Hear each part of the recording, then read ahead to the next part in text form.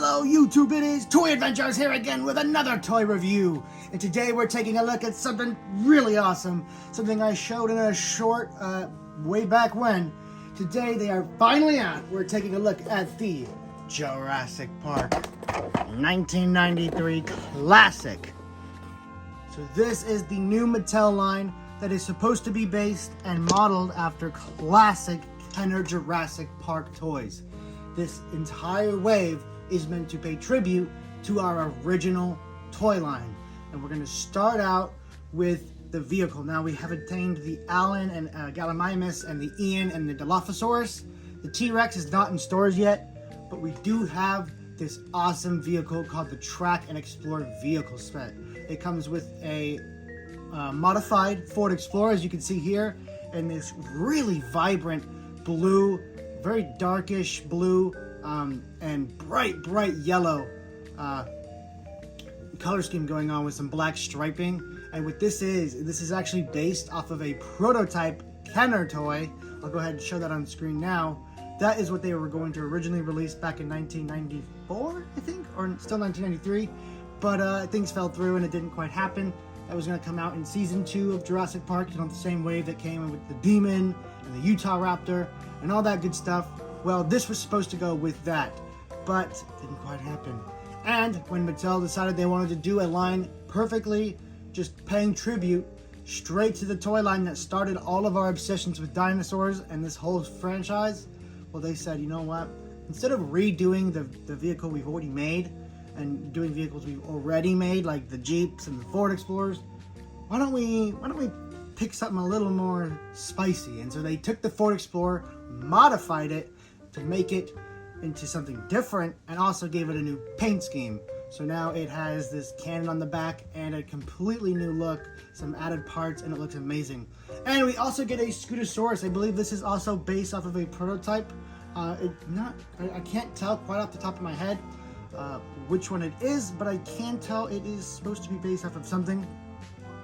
But the main focus here is the packaging, other than the toys, obviously. The packaging is super nice. It is super reminiscent of our classic Kenner box art style, with the red fading down into the yellow sunset, with the park in the background and all the trees. This just really brings me back, because I used to buy so many Kenner toys on eBay. I was, I grew up after the Kenner time when they were all in stores, but I fell in love with the toy line afterwards and had to go out and buy them all on eBay. And so this is still super nostalgic for me. Just this whole setup, I absolutely love it. You have the JP30 here in the back. It is a little obscured by the cannon, because this is all for the Jurassic Park 30th anniversary line.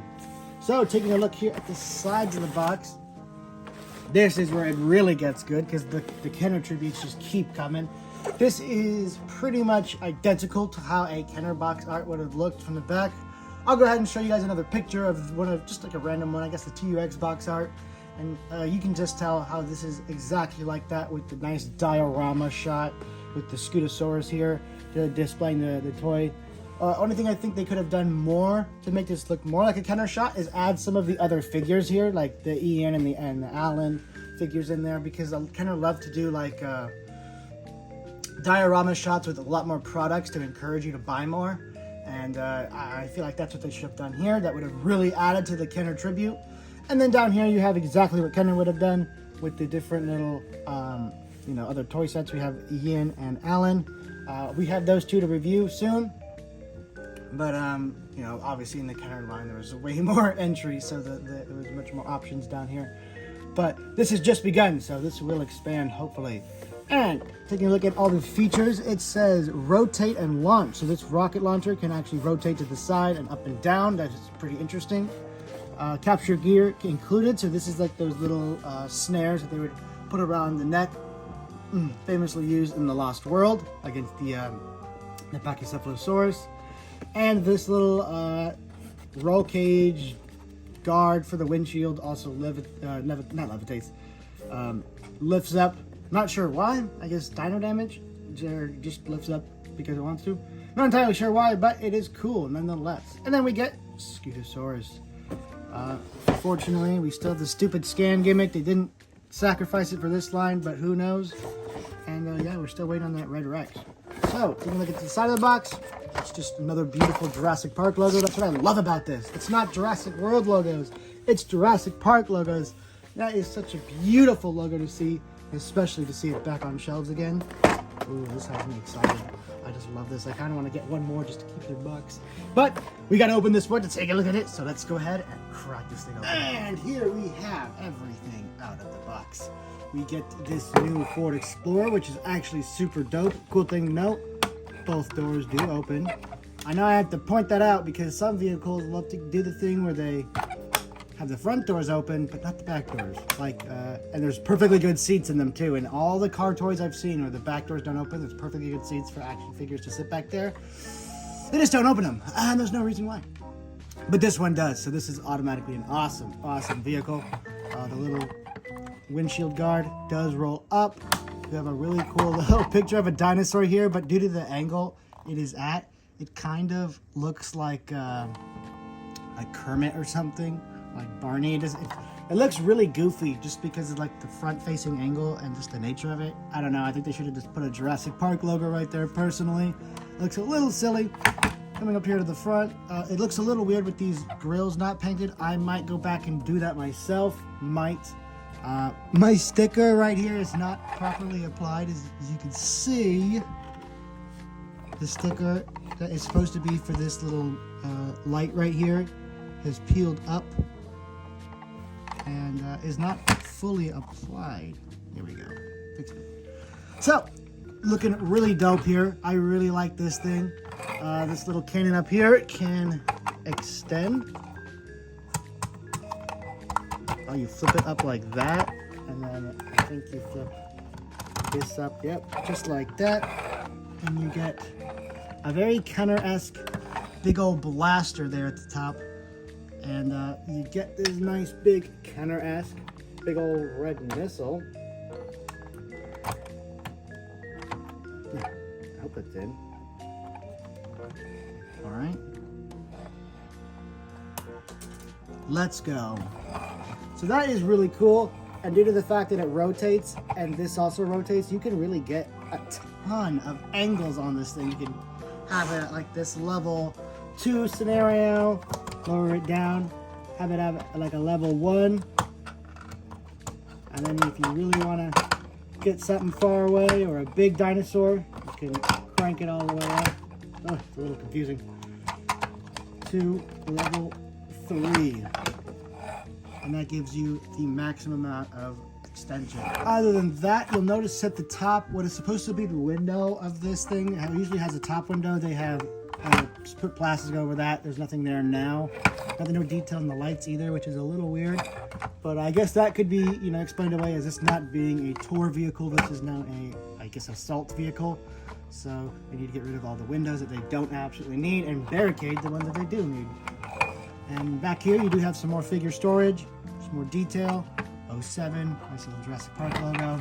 Take a look at the bottom. We just have some miscellaneous, molded in detail. Nice spare tire here. Rolls perfectly good. And let's take a look at that interior detail.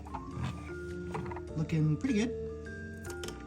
Got your dashboard, your steering wheel, your little camera, or your little display where like all the computers would go and whatnot. Very nice, very cool. I like this thing a lot. There's even some peg holes up here on the gun. Does this extend? This back thing? No, I don't think it does. Almost looks like it does. Then you just pull that away and voila. So a very cool vehicle. This thing is loaded with play feature. Probably the most play feature loaded vehicle we've gotten from this toy line, in my opinion. Just because you could fit 4 characters, more than 4 characters in there. I could bet you could fit 4, 5, probably 6, 7 figures on this thing. And when you fully load it up with mercs and characters, this thing can be a real battle bus. And it has some, I guess this is dino damage, I don't know. But it's just a really cool vehicle, a nice vibrant eye-catching pattern. I really like this thing, and I knew I was gonna like it when I saw it. I just love these colors together. It just brings me back to those days of Kenner. I love it so much. good one. Now we take a look at the secondary addition to this, which is the Scutosaurus. Nothing too crazy going on here. The paint job is kind of Cheeto-y. It looks like a big old Cheeto. He's big and orange. He's got some of these dark blue splotches on the face. The splotches are actually purple, which is kind of interesting. But right back here, they are dark navy blue with some cream here on the arms that splotches up into the body. And we get your stupid little gimmick. Is there any like action gimmick?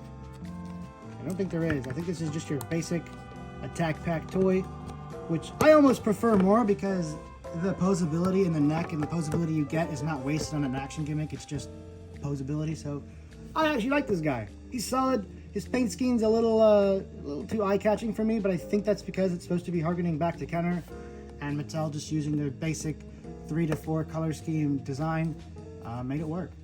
So this is definitely the secondary piece of the buy. I can imagine a lot of people just setting this off to the side because they want to kind of build up a motor pool of these vehicles. But still a neat little addition. And then if you want to catch him, you do get this nice little snare. Doesn't quite fit over his tusks, but it's more than adequate to capture him. And this will work on a ton of other dinosaurs. It does not extend at all, which is a little sad. That would be cool if it had like a telescopic gimmick where it could extend out. And we just plug that right here, making this the perfect Ranger type vehicle for your Jurassic World, Jurassic Park play scenarios. Just the perfect kind of Ranger vehicle. Another thing I want to note before we wrap this review up is the inside of the doors is painted black, which should have been done on the regular Explorer. I'm glad they rectified it here, but that means I'm just going to have to go back and do it on my regular Explorer. The black linings of the door should have been there from the start, but I'm glad, and it really adds to the color scheme here. I think the black really complements the blue here really nicely. This color of blue and this color of black just go together very nicely. I like it a lot. I'm going to give this set a solid 10 out of 10. This is everything I could have wanted from this vehicle set. It's a standout vehicle with plenty of figure room and really great paint. Dinosaur's solid enough. Not a standout, but it's Kenner inspired and you can't argue with that.